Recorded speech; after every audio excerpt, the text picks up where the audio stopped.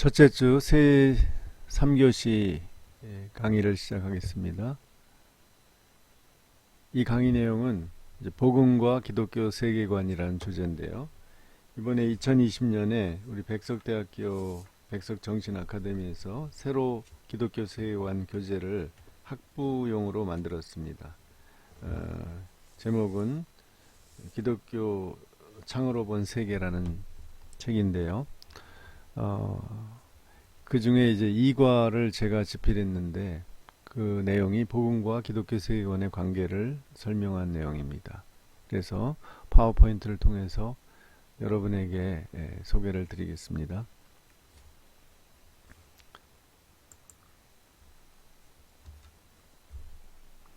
목차는 첫째, 복음 위에 기독교 세계관이 열린다.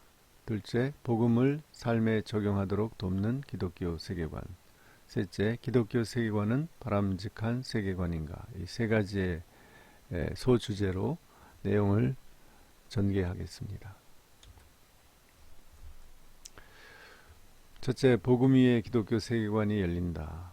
복음과 기독교 세계관의 관계를 설명한 내용이죠. 복음이란 무엇인가?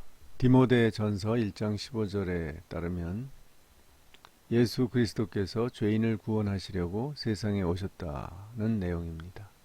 이것이 가장 복음을 핵심적으로 요약한 거죠. 하나님이신 예수 그리스도께서 우리 인간 죄인을 영원히 구원하기 위해서 세상에 오셨다는 이 사실을 믿는 것, 그것이 복음이죠. 그래서 조나단 도스는 이렇게 얘기합니다. 예수께서 자신의 죽음과 부활을 통해 죄와 죽음과 악을 무찌르시고 만물과 인간을 새롭게 만들고 계시는 것을 믿는 것이다. 이 사실을 믿는다면, 단지 믿는다면 모든 죄를 용서받고 하나님의 사랑을 받으며 죽은 후에 영생을 얻는다. 이 소식이 기쁜 소식, 복음이죠.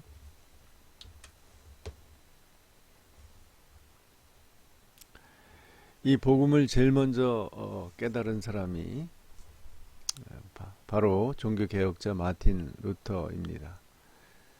그는 1505년에 에어푸르트 대학의 법학과에 입학을 해서 학교를 다녔는데요. 아버지의 뜻으로 법학도가 된 거죠.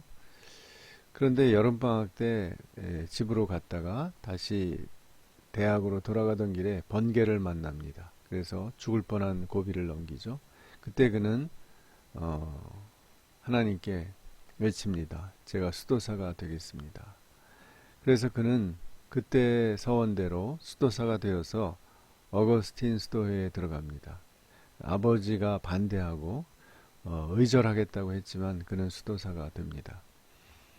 그래서 수도사가 된 것은 그의 죽음의 공포, 영원한 지옥의 형벌에 대한 공포에서 이제 시작이 된 겁니다. 그래서 그는 하나님의 인정을 받기 위해서, 즉 그래서 천국에 가기 위해서 의로우신 하나님 앞에서 자기도 의로워지려고 최선을 다했습니다. 누구보다도 열심히 기도에 힘쓰고 미사에 참석하고 금식하고 선한 행위를 열심히 했습니다.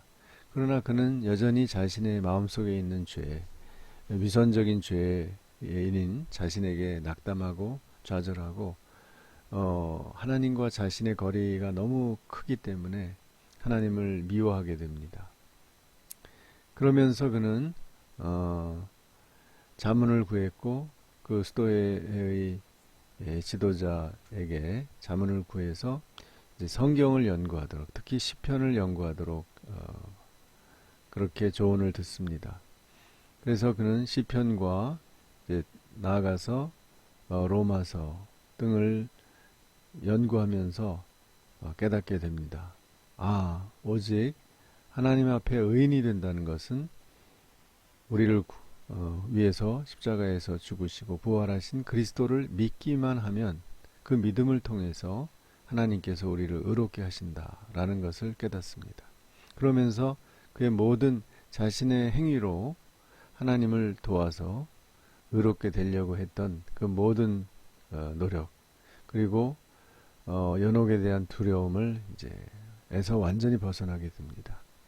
그러면서 그는 마치 새로운 세계가 내 앞에 열렸다라고 고백을 하면서 이 확신으로 1517년에 가톨릭의 잘못된 교리와 관행에 대해서 종교개혁을 일으켜서 바로 우리 개신교가 그때 성립이 된 거죠.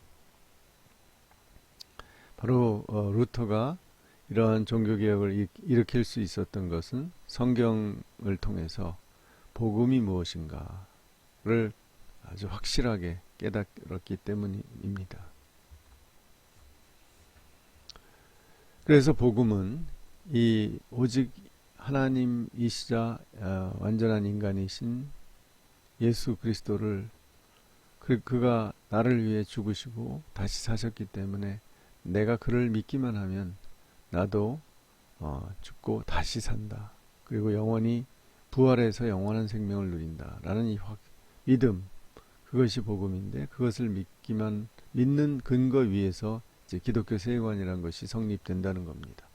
그래서 아브라함 카이퍼도 기독교인의 사회정의도 전능하신 창조주 하나님에 대한 신앙 고백에서 나온다고 했고, 예수 그리스도가 단순한 사회개혁자가 아닌 세상의 구세주다라는 점을 강조했습니다.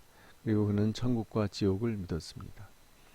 우리나라의 총신대학에서 기독교 세계관을 오래 가르친 신국원 교수님도 이렇게 얘기합니다.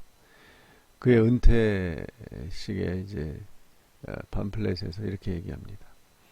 예수 그리스도의 신성과 성육신을 믿는 믿음으로 우리는 하나님에 의해 변화된 심령과 삶으로 초대가 됩니다. 이것이 바로 거룩한 성도, 그리고 하나님의 자녀가 되는 거죠. 그 전제 위에서 세상 속에서 우리는 하나님 나라의 비전으로 살아간다라고 고백하고 있습니다.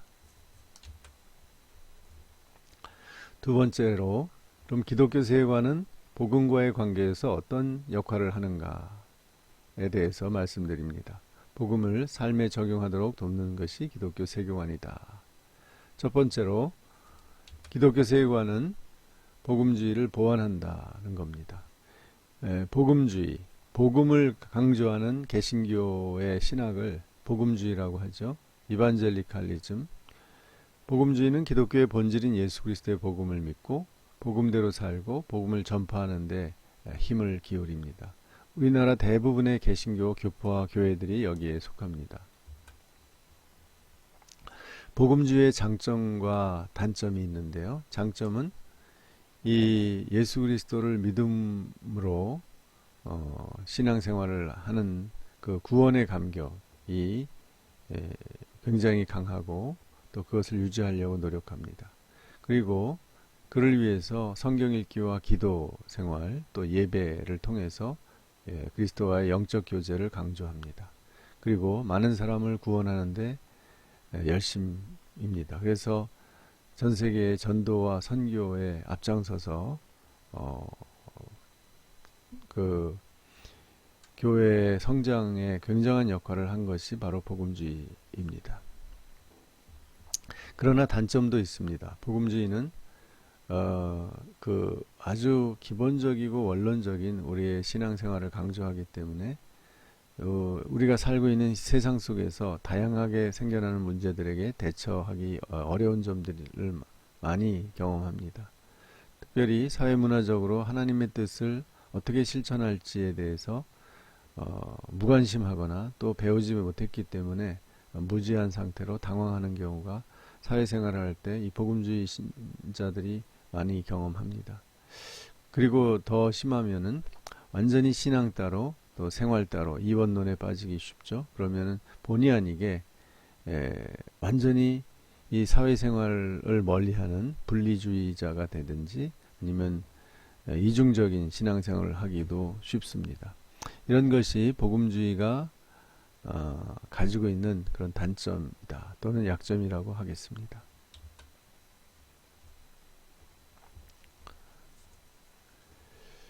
그러면 기독교 세관이 복음주의를 어떻게 보완할 것인가? 기독교 세관은 모든 시대와 영역에 대한 하나님의 주권과 통치를 믿기 때문에 타락한 이 세상도 완전한 상태로 회복될 것을 믿습니다. 따라서 이 세상에 대해서 무관심하지 않고 목회자와 우리 일반 신자 모두 하나님 나라의 사역자라고 자각하면서 적극적으로 신앙생활을 사회 속에서 실천하려고 합니다. 그래서 로마서 8장 21절 말씀처럼 모든 피조물에 대해서 관심을 갖습니다. 더욱이 오늘 우리 한국의 상황은 국민의 4분의 1이 개신교와 가톨릭 교회 신자입니다. 개신교가 거의 20%에 가깝고 또 가톨릭 신자도 5% 내지 6% 정도가 됩니다. 그렇기 때문에 이미 기독교가 불교 신자의 수를 넘어섰기 때문에 또 사회의 여러 곳에 중요한 위치에 기독교인들이 역할을 하고 있습니다. 예를 들면 우리나라 대통령인 문재인 대통령은 가톨릭 신자고요. 야당 대표인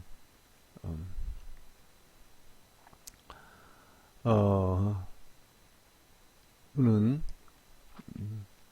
이름이 지금 생각이 안 나서 죄송합니다. 황교안 대표가 개신교 신자이고 신학교까지 나온 전도사라고 흔히 얘기를 하죠. 그럴 정도로 개신교인들이 정치계나 또 각계에서 굉장히 주도적인 역할을 하고 있습니다. 그렇기 때문에 개신교가 사회적 책임을 요구받고 있고 사회적으로 그 책임을 못할 때 많은 비난이나 지탄을 받고 있는 것을 경험합니다. 그렇기 때문에 우리가 비록 우리가 정교 분리의 원칙을 가지고 있지만 그러나 기독교인들이 이 사회에서 아주 중요한 역할을 하고 있고 또 좋은 영향을 끼쳐서 이 사회를 이끌어 나가야 할 위치에 있습니다. 그렇기 때문에 성속 분리, 거룩한 영역과 세속적인 영역을 분리하는 이 이분법으로는 이 사회를 크리스찬들이 살아가는 데 적합하지 않다는 거죠. 그래서 우리는 오히려 이런 이분법보다는 이 사회와 우리가 살아가는 교회와 사회 전체를 하나의 영역으로 보고 이것에서 하나님께서 지금 통치하시고 하나님의 의와 사랑을 실천하도록 요구하신다라고 확신하고 그러한 삶을 살아가도록 모든 신자들이 거의 지금 800만을 넘어서 900만 가까운 크리스천들이 그런 의식과 그러한 삶의 습관과 태도를 가지고 살아가는 것이 매우 바람직합니다. 그런 점에서 기독교 세관은 복음주의의 약점을 보완하는 역할을 할 수 있다고 믿습니다. 두 번째, 기독교 세관의 특징은 개혁적이라는 데 있습니다. 이 개혁적이라는 말을 사전을 찾아보면 리포미스트라고 되어 있는데 개혁교회는 이제 리폼드 처치라고 하죠. 이 뜻은 불합리한 제도나 관습을 새롭게 뜯어 고치려는 태도라고 사전적으로 정의되어 있습니다. 기독교 세관의 이 개혁적이라는 의미를 적용하면 성경에 따라서 기존의 불합리한 제도나 또 생각이나 관습을 고치는 것을 의미합니다. 이것이 바로 개혁교회의 전통, 개혁된 교회는 항상 개혁한다는 원칙과 잘 연결이 되죠. 개혁교회의 개혁의 개념은 성경과 성령의 인도하심에 따라서 잘못된 제도, 관습, 또 신자의 생각과 행위를 고쳐나가는 것을 의미합니다.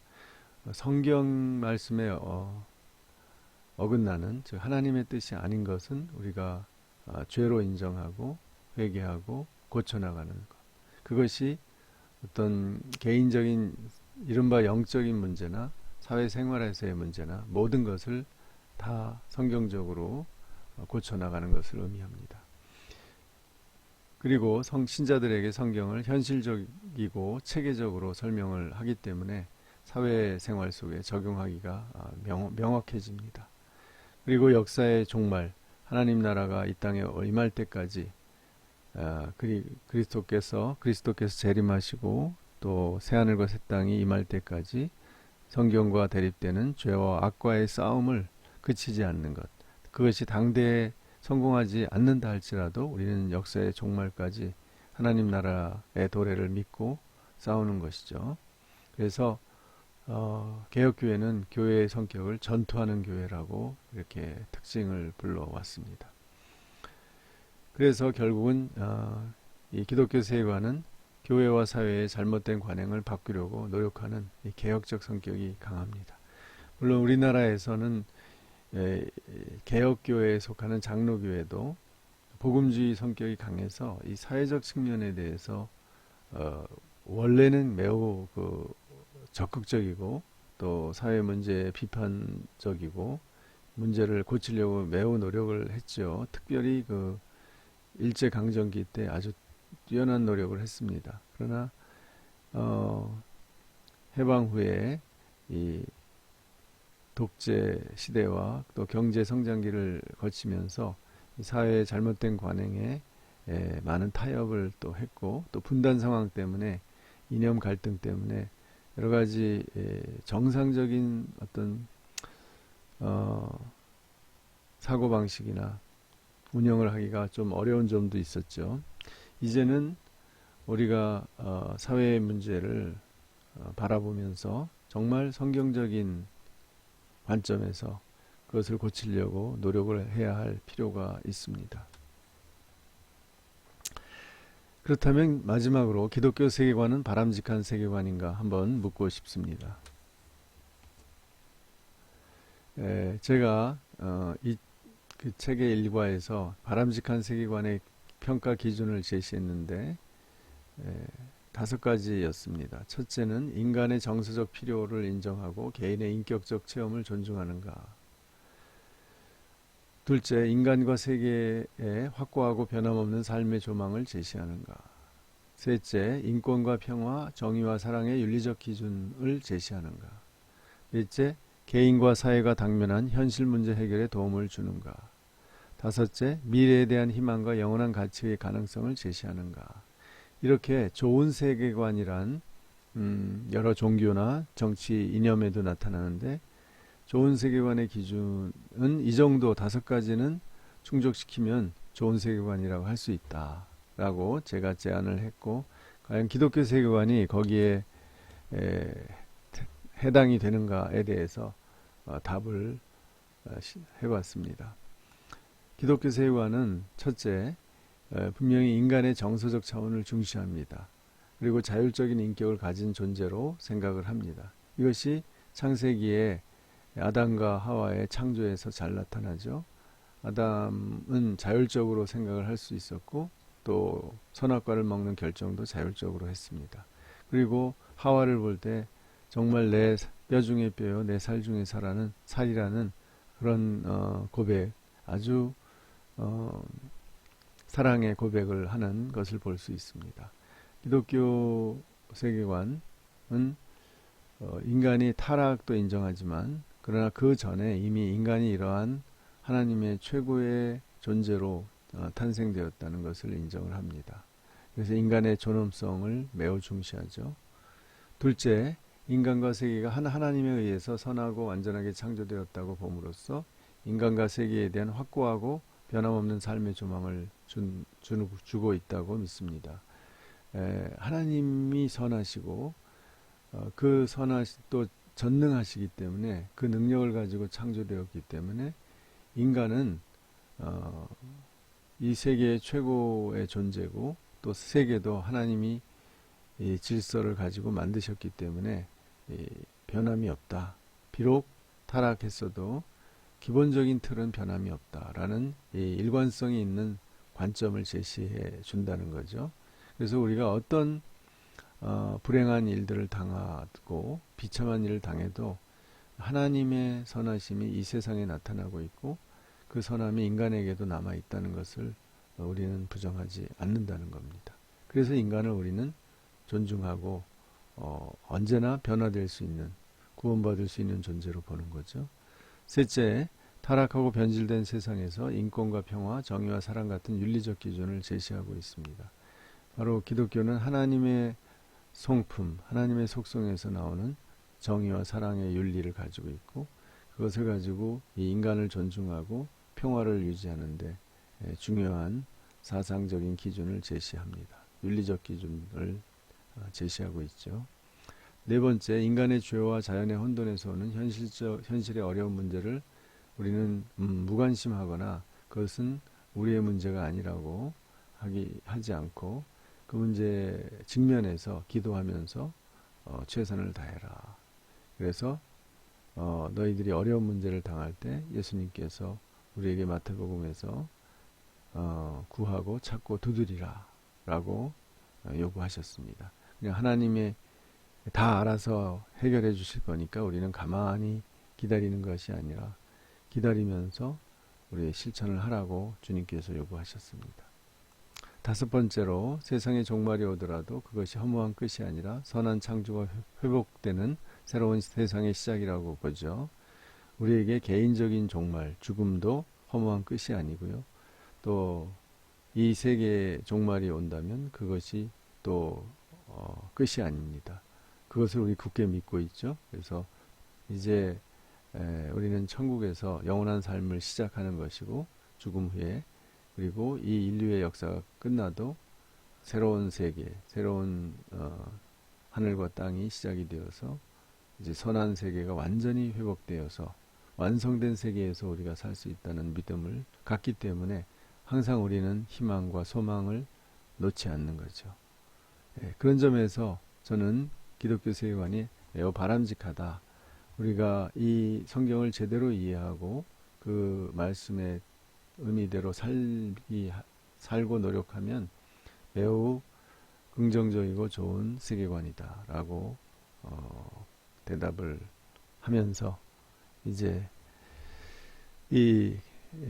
이과의 강의를 마쳤습니다. 여러분은 어떻게 생각하세요? 기독교 세계관이 복음적인 신앙을 보완해주고 또 그것을 더 적극적으로 이 사회를 개혁하고 우리 자신을 개혁하는데 사용하면서 또 바람직한 세계관으로서 작용을 할 수 있다고 믿으시나요? 여러분의 대답을 기다리면서 강의를 마치겠습니다. 경청해 주셔서 감사합니다.